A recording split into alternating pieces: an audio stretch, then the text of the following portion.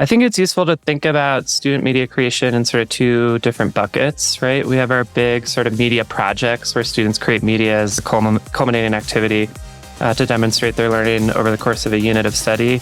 And then you have your sort of day-to-day activities, formative assessments, and routines where students can also use video.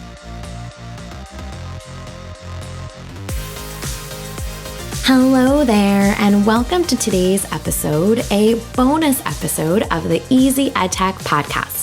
If we haven't met before, my name is Monica Burns. I'm a former New York City public school teacher, still here on the East Coast, and I've been out of the classroom for a few years, leading professional development for educators and writing about all things EdTech on my blog, classtechtips.com. If you're used to joining me on Tuesdays for new episodes of the podcast, well, welcome. Today is a special bonus episode on a Friday, and today's episode is in partnership with WeVideo. Before we jump into today's episode, a quick reminder, don't forget to head to my website, classtechtips.com/podcast. That's where you can find all of the show notes for today's episode. And if you're listening to this on your phone, maybe on a podcast player like Apple Podcasts or Spotify, you'll see the link for the show notes in the description. You can click on that and it'll take you out to all of the resources we talk about today. Today's episode is sponsored by our friends at WeVideo, the leading interactive video platform that's transforming learning experiences worldwide. Video creation encourages students to collaborate with each other, share discoveries, and demonstrate their learning as they develop future-ready communication, critical thinking, and creativity skills. With WeVideo, students across grade levels and subject areas can create a variety of multimedia projects like green screen videos, podcasts, screencasts, personal narratives, portfolios, and flipped classroom projects. Educators can foster dynamic project-based learning opportunities with ready-made video projects and deliver rich, interactive video content that provides real-time results for future lessons. Today's episode is titled Helping Students Share Their Learning Through Video, a bonus episode with WeVideo. And I'm so excited to chat with Stu Jernigan from their team. You're going to hear our conversation. I can't wait for you to listen to all of the activity ideas, the deep thinking about the power of video in the classroom that we talk about in today's conversation. So let's go ahead and jump in. Welcome to the podcast. I am so excited to chat with you today about the power of video in the classroom, helping kids share their learning through video. But before we jump into all of that, would love for you to share a bit about your role in education. What does your day-to-day look like? Yeah, thank you. I'm really excited to be here. Thank you so much, Monica. Hi, my name's Stu Jernigan. I'm an education specialist with WeVideo. I think of what I do as building a bridge between our product and the classroom. I'm a former high school humanities teacher myself. And so I design and lead our professional development. We currently offer 10 unique workshops on implementing media in the classroom.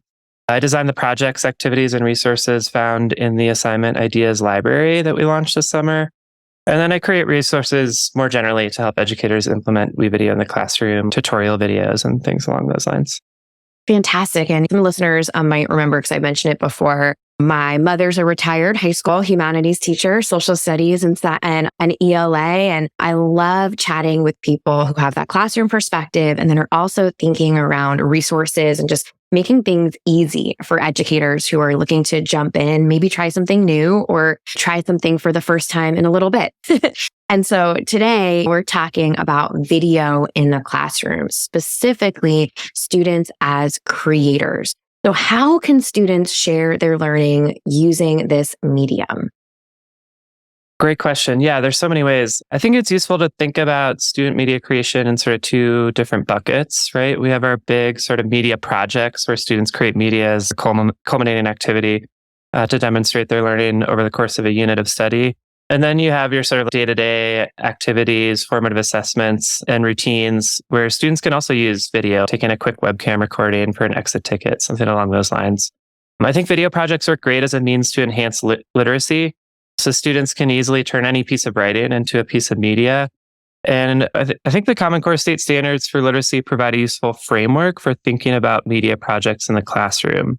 So if we think about students writing a personal narrative piece that can easily be turned into a video, we've seen great examples with students writing Where I'm From poems and then turning those into videos. Students can easily turn an informational piece of writing into a film, such as a history or animal report being turned into a history documentary or a short nature film.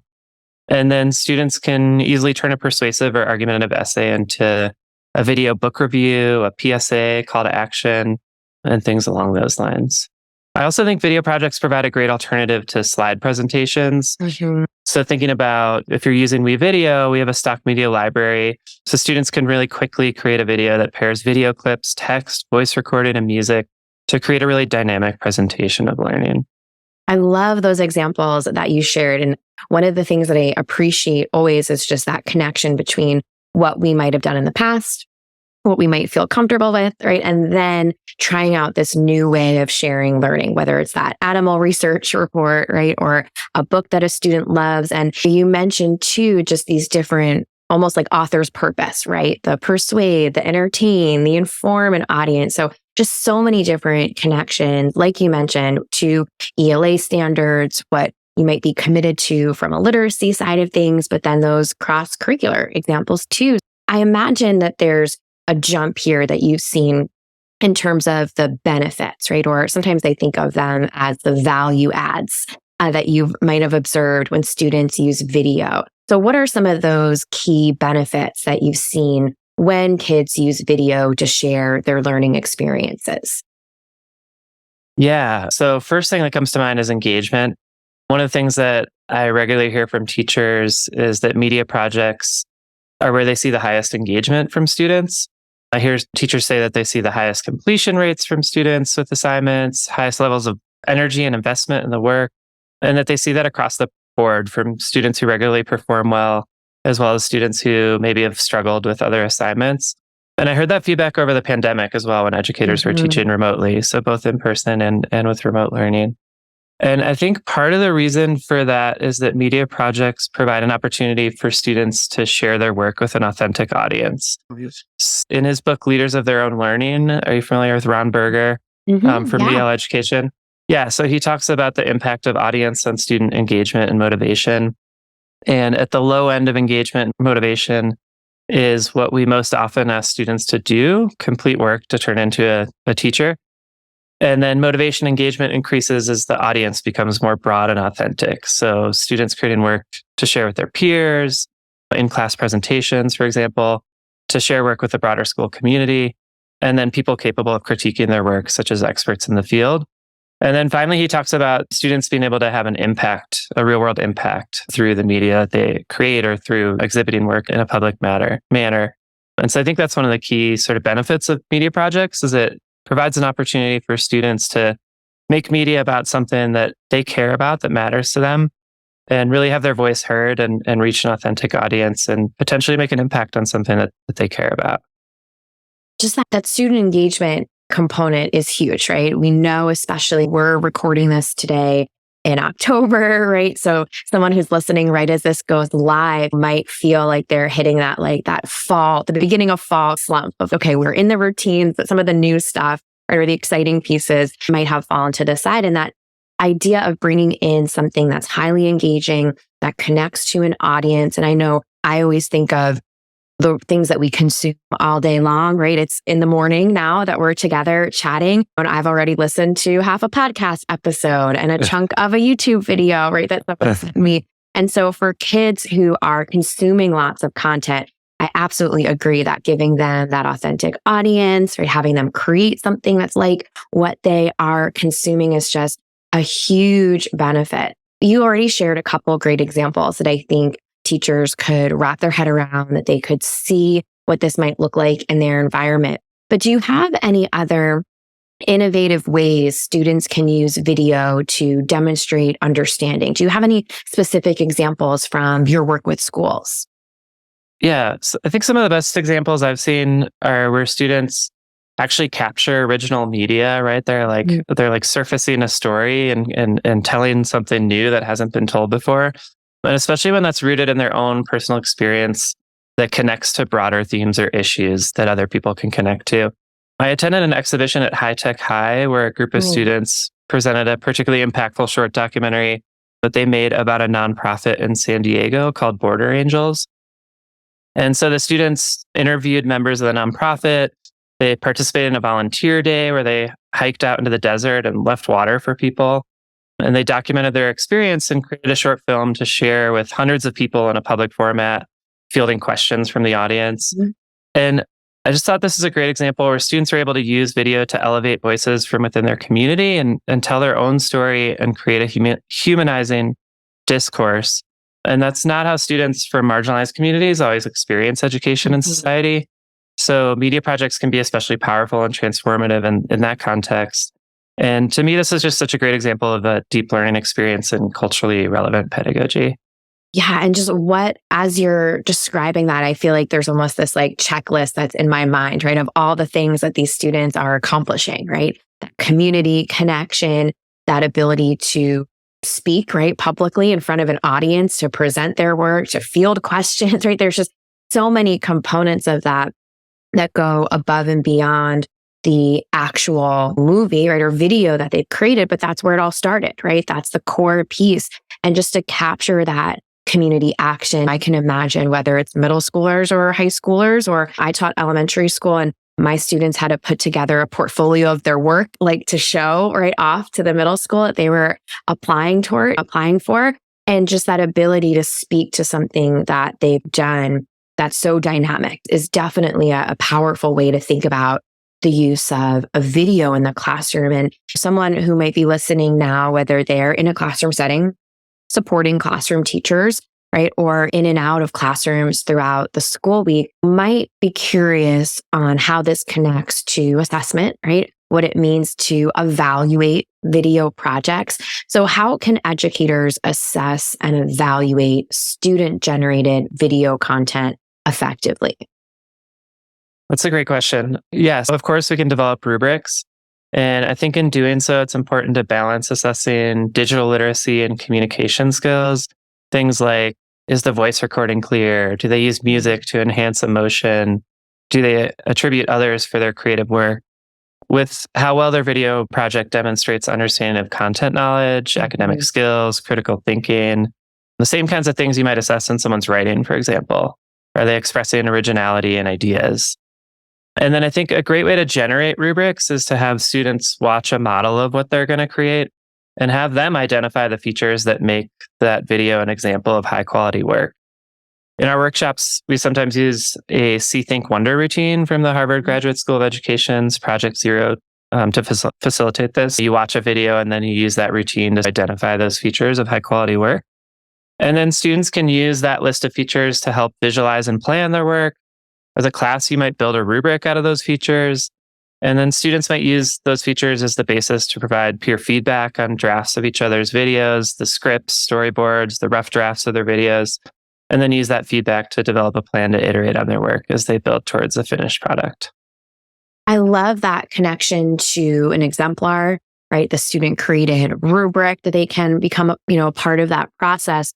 And I know that sometimes when I'm talking to educators about trying something that might feel different, like this form of creating a learning artifact, we really can come back to that rubric that's worked really well in other ways, right? Or the content piece, right? Maybe that is a starting component to say, does it have a hook? That's going to be in your persuasive essay, just the same way it's going to be in your public service announcement video, right? So I just love those content connections and appreciate you mentioning that. And you did allude to this idea of digital literacy, right? Is this clear? Is this something that I have the right attributions for the work that I've included? Or did I source the music appropriately, right? So in terms of digital literacy, how can video projects help students develop, these critical skills that they're going to use in lots of different spaces outside of the classroom? Yeah, it's a great question. Of course, when students create a video, they're engaged in creative work, which is a critical 21st century skill. They're thinking critically about how to effectively communicate their message to their initial audience in order to achieve a desired outcome.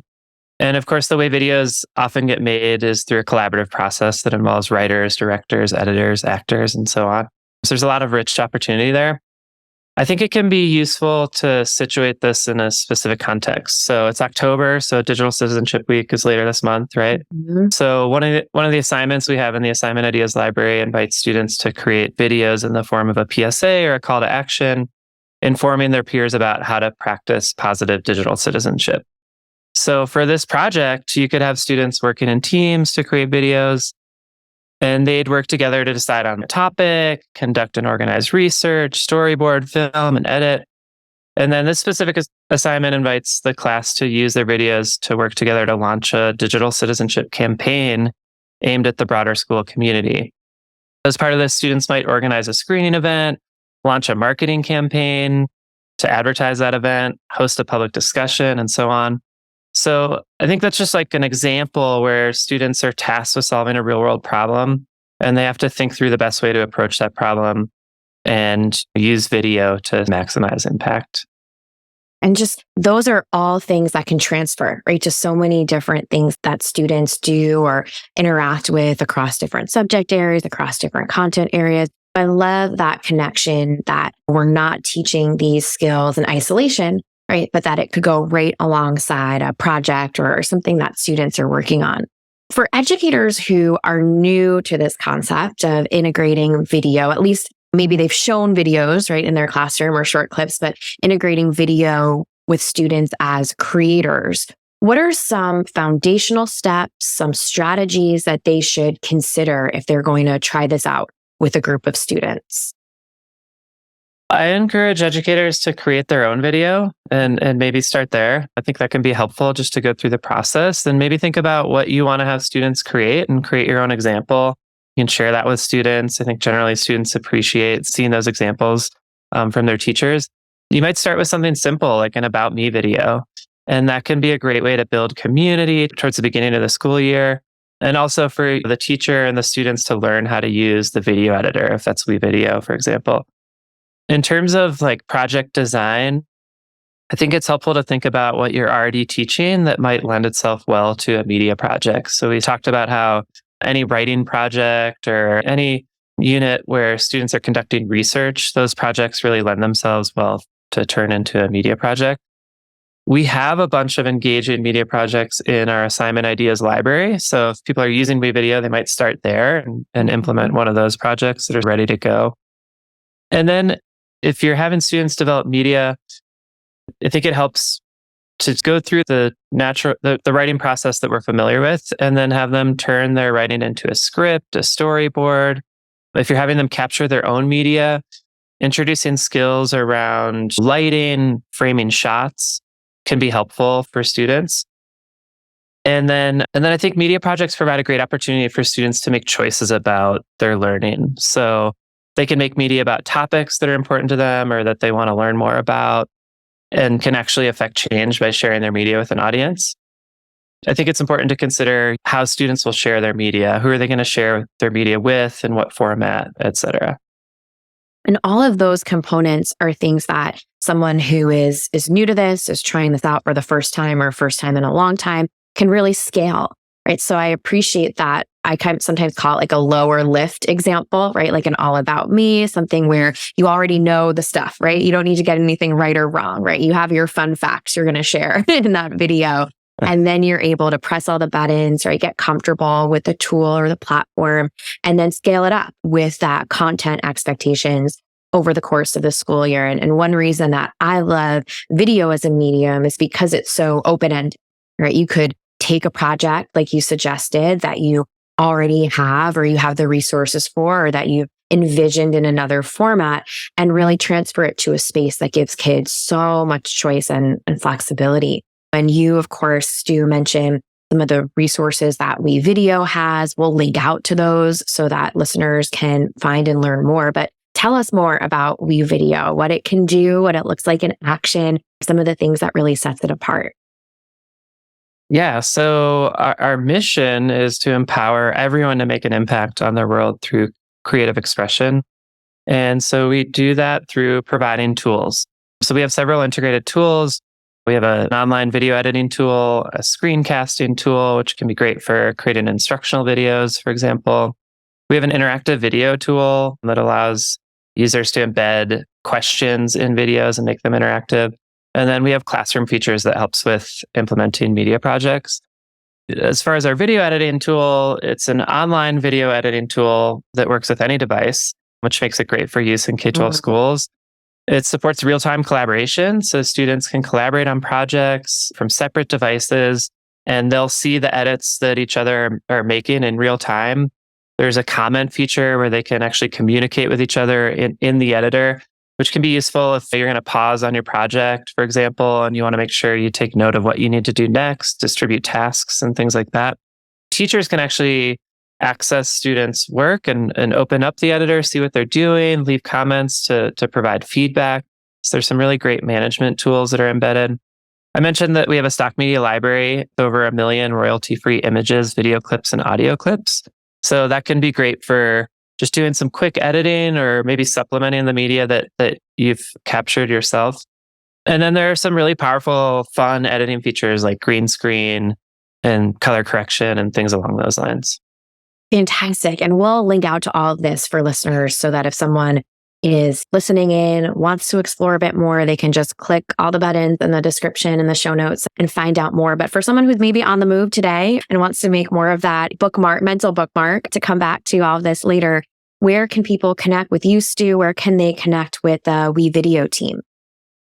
Yeah, I'm on LinkedIn, linkedin.com/Stu Jernigan. I'm on Twitter and Threads @Stu Jernigan. WeVideo is also on all of those platforms @WeVideo. I would love to connect with listeners. So yeah, please reach out. Fantastic. Thank you so much for your time today, Stu. Thank you, Monica. It was lots of fun chatting with Stu for today's episode.